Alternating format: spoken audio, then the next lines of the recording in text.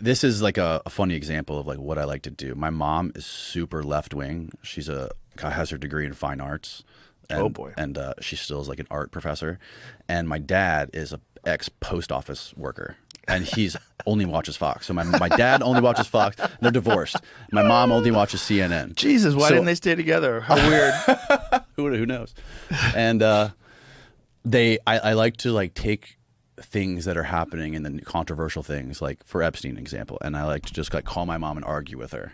Like argue the right wing side against my mom's point of view on Epstein, and then I'll call my dad and I'll make the same argument toward the opposite argument towards him. It's like a fucking thought experiment or like a critical thinking exercise. You use your parents and to spar with. My mom, you know, she'll be like, of course, like Trump. There's more footage of Trump with Epstein than anybody. Are you kidding me? He's partying with him here. Like, of course he's compromised. And then my dad's like, it's fucking Clinton, bro. It's like, it's only Bill Clinton. Look, he's the only one on the Epstein files. Of course we know he's a pervert, all this stuff. But like, and then you have, so the funny thing is both sides will use their little batch of evidence to support their idea and ignore the opposite.